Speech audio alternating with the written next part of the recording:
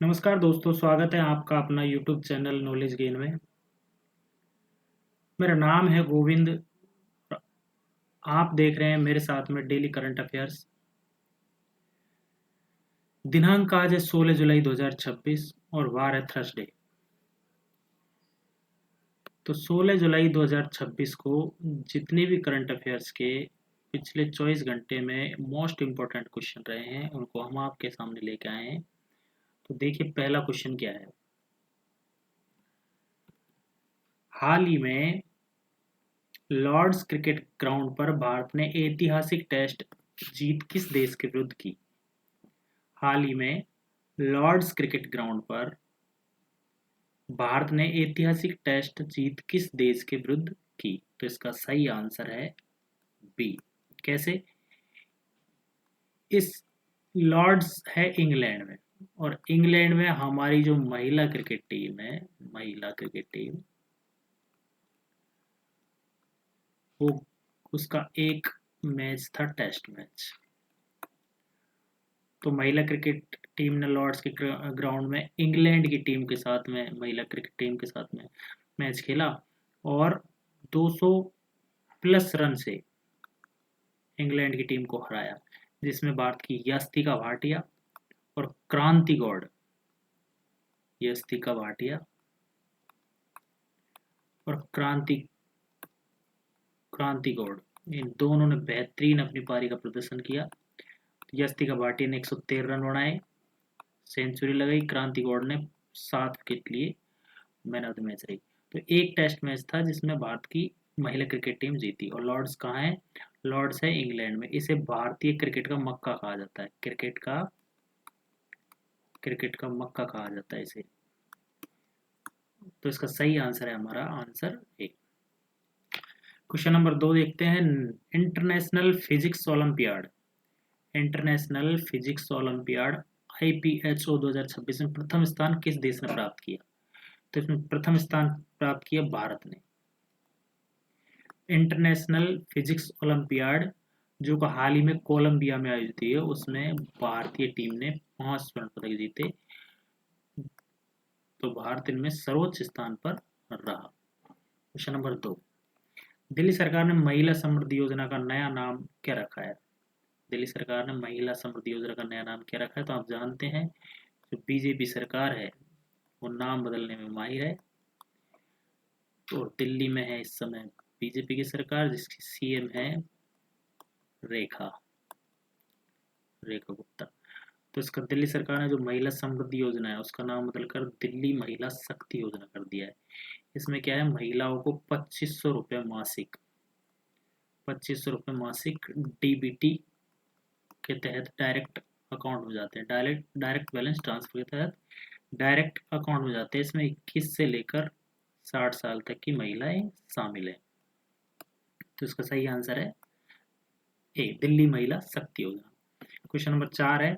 लगभग 6 दशक बाद गुजरात के गिर वन क्षेत्र में कौन सा पक्षी पुनः देखा गया।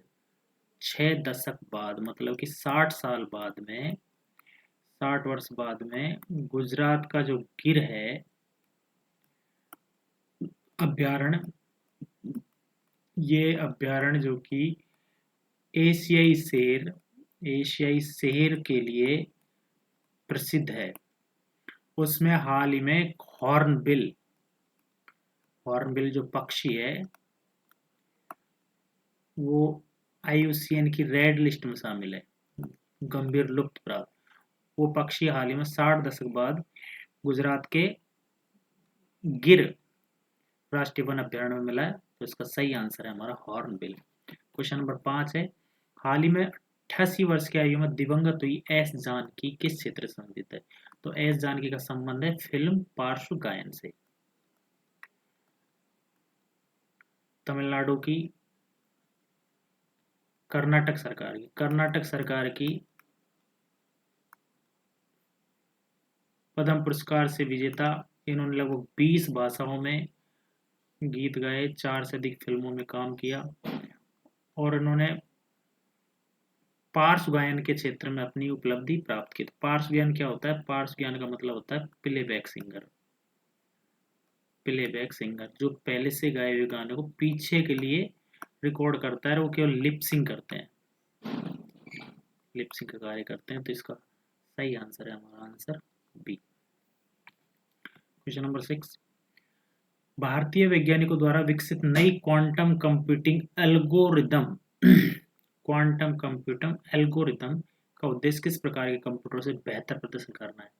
तो जब क्वांटम का काम आ रहा है तो क्वांटम का काम बहुत स्पीड का होगा, तो इसके किस प्रकार के कंप्यूटर से बेहतर प्रदर्शन करना है। तो नॉर्मल है, देखो क्लासिकल, सुपर कंप्यूटर तो classical computer, analogue computer, mainframe computer, इनका सबका एक प्रकार है। लेकिन क्लासिकल जो कंप्यूटर है, हमारे पारंपरिक जो कंप्यूटर है पहले के, उनसे तेज बेहतरीन काम करते ये कंप्यूटर क्वांटम कंप्यूटर। अब देखिए जो क्लासिक कंप्यूटर होते हैं वो काम करते हैं हमारे बिट पर, और बिट का मतलब 0 से 1। लेकिन ये जो क्वांटम कंप्यूटर है ये हमारे काम करते हैं क्यूबिट पर, और क्यूबिट का मोटा मोटा तौर लगाओ 0 और 1 दोनों एक साथ काम करते हैं। तो जैसे एग्जांपल मान लें कि क्लासिकल कंप्यूटर कोई काम को 2 घंटे में करेगा, तो हमारा क्वांटम कंप्यूटर उसी काम को 20 सेकंड में कर देगा, 20 सेकंड में कर देगा क्वांटम कंप्यूटर, इतना ही फास्ट काम करता है। तो इसका सही आंसर है हमारा क्लासिकल कंप्यूटर। क्वेश्चन नंबर 6 देखते हैं, नेशनल कैंपा की गवर्निंग बॉडी की 7वीं बैठक किस शहर में आयोजित हुई है। नेशनल कैंपा की गवर्निंग बॉडी की 7वीं बैठक किस शहर में आयोजित हुई है। तो इसका सही आंसर है कोयम्बटूर, और कोयम्बटूर कहाँ है, तमिलनाडु में। अभी जो नेशनल कैंपा की जो गवर्निंग बॉडी है पर्यावरण संबंधित, इसकी अध्यक्षता हमारा पर्यावरण मंत्री ने क्या थी, पर्यावरण मंत्री भूपेंद्र यादव ने इसकी अध्यक्षता की थी, भूपेंद्र यादव ने अध्यक्षता की थी। इसको सातवीं बैठक थी और इसमें कोयम्बटूर में आयोजित हुई। इसमें बहुत सारे निर्णय लिए गए, जिसमें हमारे जैसे डॉल्फिन है, गंगाई डॉल्फिन है, हाथी है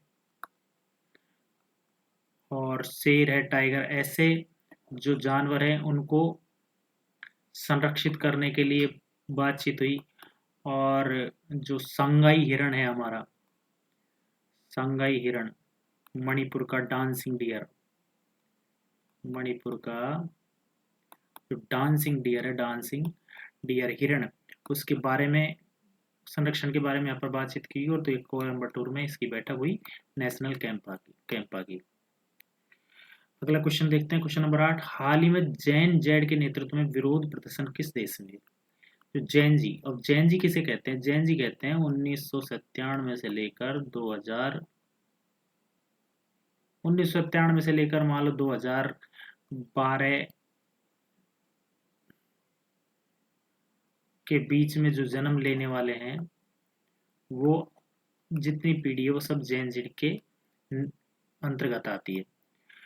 तो इन्होंने हाल ही में जो प्रदर्शन किया है वो नेपाल में प्रदर्शन किया है। आपने देखा है कि नेपाल में जो प्रधानमंत्री है बाले साहब, उसको भी इन्होंने ही बनाया था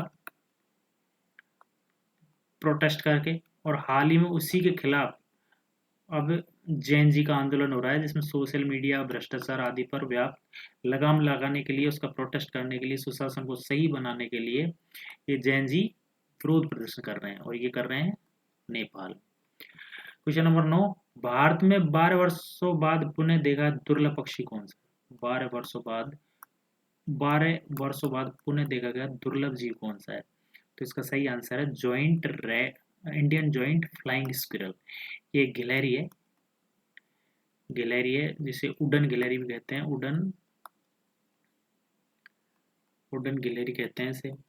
और ये हाल ही में उत्तराखंड है, उत्तराखंड के रानीखेत अल्मोड़ा जिला में ये देखी गई है। ये जो स्क्विरल है, स्क्विरल का मतलब गिलहरी, ये जो गिलहरी है ये निशाचर है, और निशाचर का मतलब होता है रात में भोजन करने वाला, रात में घूमने वाला। तो ये मुख्यतः रात में निकलती है और दिन में अपने घोंसलों में, खोखलों में रहती है, पेड़ों में। ये मुख्यतः शाकाहारी जानवर है, पत्तियां, छाल वगैरह ये खाती है। तो 12 वर्षों बाद पुनः ये देखी गई है उत्तराखंड के रानीखेत अल्मोड़ा जिले में। क्वेश्चन नंबर 10 है, भारत सरकार ने हाल ही में सेंट्रल विस्टा क्षेत्र का नाम बदलकर क्या रखा है? तो फिर से दोबारा नाम चेंज कर दिया और बीजेपी सरकार ने, बीजेपी ने जो नाम चेंज किया है अभी सेंट्रल विस्टा का, वो रखा है कर्तव्य भवन। आपको पता है सेंट्रल विस्टा के तहत बहुत सारी जो परिवर्तन थे, कार्यक्रम थे, उनको सेंट्रल विस्टा कहा गया, जिनमें एक मेन प्रमुख कार्य था नया संसद भवन बनाना, और एक कर्तव्य पथ पर सभी मंत्रियों के लिए मंत्री का आवास बनाना। सारा मंत्रालय प्रशासनिक कार्य वहीं पर रहे, मतलब जितने भी जो मंत्री हैं और मंत्रालय है वो अधिकांश वहीं आसपास रहे संसद के। तो इसके तहत ये सेंट्रल विस्टा कार्यक्रम के तहत ये सभी बनाया गया, जिसका हाल ही में नाम बदल कर क्या कर दिया, कर्तव्य पथ। और कर्तव्य पथ के पीछे उद्देश्य क्या बताया जा रहा है, कि ये बताया जा रहा है कि कर्तव्य पथ इसलिए रखा है क्योंकि कर्तव्य जिसमें लिख रहा है ड्यूटी, तो व्यक्ति को, मंत्री को अपनी ड्यूटी का एहसास हो कि आपकी ड्यूटी क्या है, आपका कर्तव्य क्या है, उनका एहसास हो, इसलिए कर्तव्य भवन क्षेत्र रख दिया गया है। तो आज के ये जो करंट अफेयर्स के थे वो 10 क्वेश्चन हमारे ये रहे। आशा करते हैं कि आपको ये हमारे 10 क्वेश्चन पसंद आए होंगे, आपके लिए यूजफुल रहेंगे आने वाली एग्जामों में। तो यदि आपको ये वीडियो हमारी पसंद आई हो तो लाइक, शेयर और सब्सक्राइब जरूर करिएगा। Thank you for watching. मिलते हैं फिर से नेक्स्ट वीडियो में, तब तक के लिए नमस्कार, धन्यवाद।